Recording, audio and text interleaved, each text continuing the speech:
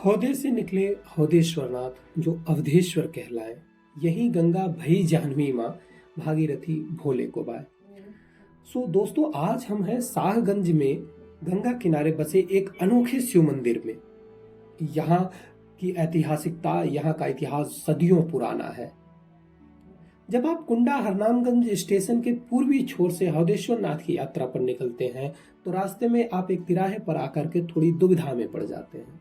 न चाहते हुए भी आपका ध्यान सड़क किनारे लगा साइन बोर्ड अपनी तरफ खींच लेता है, जो आपको आपके मार्ग की तरफ जाने का इशारा करता है, आपको आपका सही मार्ग बताता है।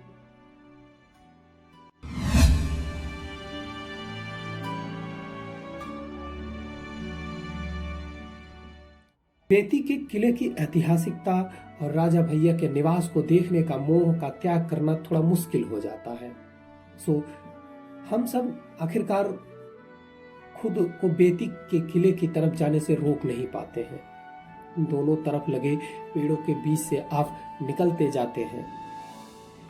थोड़ी ही दूर चलने के बाद आप खुद को बेती भवन के सामने पाते हैं। न चाहते हुए भी आपका ध्यान इस किले की तरफ मुड़ ही जाता है। आपको इस बात का एहसास होने में देर नहीं लगता कि यहाँ का हर आदमी खुद को राजा भैया समझता है।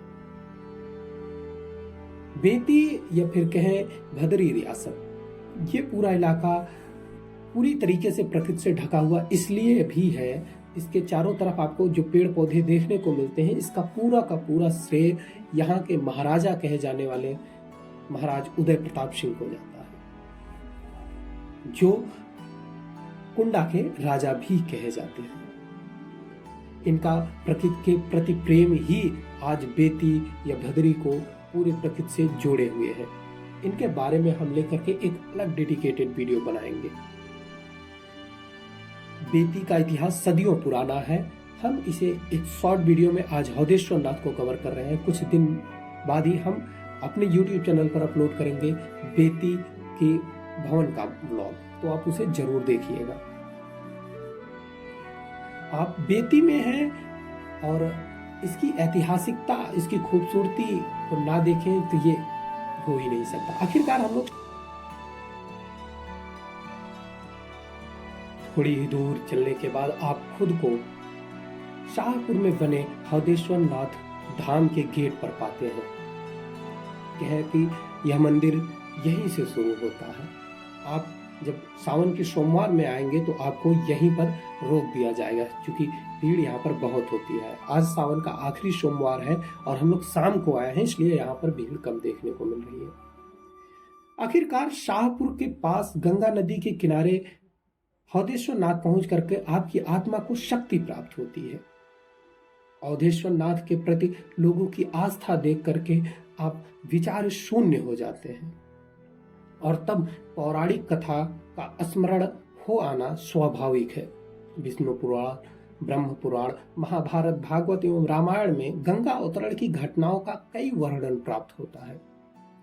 कपिल मुनि के कारण सूर्यवंशी राजा दिलीप के पुत्र भागीरथी के पूर्वज भस्म हो चुके थे। अपने पूर्वजों को तारने के लिए वह गंगा को पृथ्वी पर लाना चाहते थे। इसके लिए उन्होंने हिमालय पर जाकर के अन्य जल का त्याग करके घोर तपस्या की। परिणाम स्वरूप गंगा धरती पर आने को तैयार हुई, किंतु यदि गंगा सीधे धरती पर आती तो धरती को चीरते हुए वह सीधा पाताल लोक में चली जाती। गंगा के वेग को थामने के लिए भागीरथी ने भगवान शंकर की आराधना प्रारंभ की। आखिरकार भगवान भोले गंगा को अपनी जटाओं में धारण करने को तैयार हो गए। शिव ने एक जटा को निचोड़कर गंगा को पृथ्वी पर जाने के लिए मुक्त किया। जब भागीरथी गंगा को लेकर के जा रहे थे तब हौदेश्वर नाथ धाम से 3 किलोमीटर पश्चिम में करंटी घाट के पास जाह्नवी ऋषि तपस्या में लीन थे। गंगा की गर्जना सुनकर तपस्या भंग होने से क्रोधित ऋषि ने गंगा का पान कर लिया, उन्हें खुद में ही समाहित कर लिया। हताश होकर शाहपुर में भागीरथी ने शिवलिंग की स्थापना कर घोर तपस्या प्रारंभ की। यहाँ उन्होंने यज्ञ वेदी का निर्माण किया। यज्ञ वेदी का निर्माण कर 1.25 लाख यज्ञ की आहुति दी, जिससे प्रसन्न होकर के जाह्नवी ऋषि गंगा को मुक्त करने के लिए तैयार हुए। गंगा जूठी ना हो जाए इसलिए उन्होंने अपने मुख के बजाय अपनी जंघा चीर करके गंगा को मुक्त किया।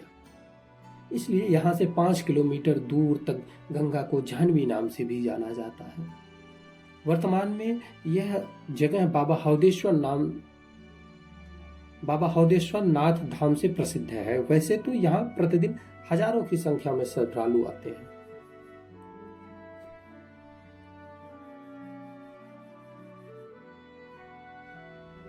लेकिन मंगलवार को यहाँ मेले का आयोजन भी होता है। मलमास में यहाँ शिव भक्त दूर दूर से जलाभिषेक करने के लिए आते हैं। आप इस मंदिर की आभा को देख सकते हैं, इसके अंदर भक्तों की भीड़ को भी देख सकते हैं। सदियों पुराने इस मंदिर के प्रति लोगों की आस्था खुद ब खुद आपको यहाँ आने के लिए मजबूर कर देगी, इसके बारे में सोचने के लिए मजबूर कर देगी। आप जिस शिवलिंग को देख रहे हैं, कहते हैं कि ये काफी समय पहले यहाँ पर सफाई के दौरान पीपल की गोद में प्राप्त हुआ था। इस मंदिर के इस शिवलिंग के जस्ट बगल में ही आपको एक बहुत बड़ा पीपल का पेड़ देखने को मिलेगा। इसी के बगल में जस्ट माँ गंगा नदी अपने पूरे वेग से प्रवाहित होती है। हम आपको उस मंदिर के जस्ट बगल वाली छत से वहां की पूरी वाइब दिखाते हैं। यह मंदिर बहुत ही अद्भुत है और इस मंदिर के चारों तरफ लगे वृक्ष पीपल बरगद के, जो इसे यहाँ पर अपार शांति का अनुभव कराने के लिए आपकी सेवा में तत्पर है। नित फहराता ये भगवा और गंगा किनारे बना ये मंदिर आपको अपनी ओर आकर्षित करेगा, मानो मन बस इसे यूं ही निहारने का करता हो। ढलता सूरज आपको आपसे ही जोड़े रखेगा। जस्ट इस तरफ है बेती तालाब, जिसका इतिहास भी बहुत पुराना है। बेती तालाब वही स्थान है जहां पर राजा भगीरथ ने बेदी बना करके तपस्या की थी, इसीलिए इसे बेती कहा जाता है। मान्यता ऐसी भी है कि यहाँ आज भी खुदाई के दौरान सुपारी निकलती है। यहाँ पूरा का पूरा परिसर जो आप देख रहे हैं, यह हौदेश्वर नाथ का है। इसे बनाने में माननीय राजा भैया का बहुत योगदान है। सावन के सोमवार के कारण यहाँ पर भक्तों की भीड़ बहुत ज्यादा है। यहाँ पर चारों तरफ सुबह से ही भंडारे का आयोजन किया गया है। श्रद्धालु जो यहाँ पर आते हैं वो खुद को भंडारा खाए बिना रोक नहीं पाते हैं। मैं आपको सामने से इस मंदिर का दृश्य दिखाता हूँ, कितना अद्भुत दृश्य है। इसके सामने लगी भक्तों की भीड़ आप देख सकते हैं। यह वह स्थान है जहां पर पूरे के पूरे भंडारे में जो पूड़ी कचौड़ी जा रही है वो बन रही है। ऐसे कई स्थान हैं जहां पर पूड़ी कचौड़ी छानी जा रही है, ताकि भक्तों को प्रसाद के रूप में इसे वितरित किया जा सके। अगर आप भी आते हैं यहाँ पर, तो यहाँ पर हर सोमवार को कहते हैं कि रोट चढ़ाया जाता है। हमारी भाषा में यहाँ पर रोट कहते हैं, जो पूड़ी सब्जी, पूड़ी और हलवा शंकर भगवान को चढ़ाया जाता है। हम आपको इस गेट से सीधे ले चलते हैं गंगा नदी के किनारे पर।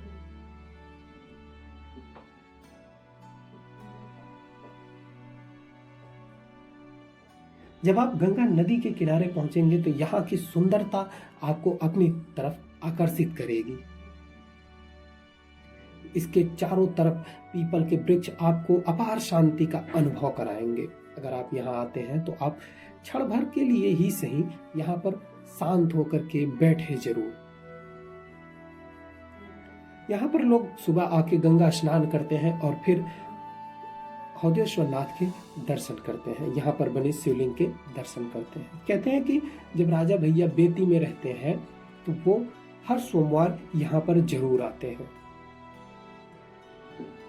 अभी बाढ़ का मंजर है, नहीं तो हम आपको नाव से चल के अंदर से इस किनारे पर बने मंदिर की एक अलग सी ही आभा हम आपको दिखाते।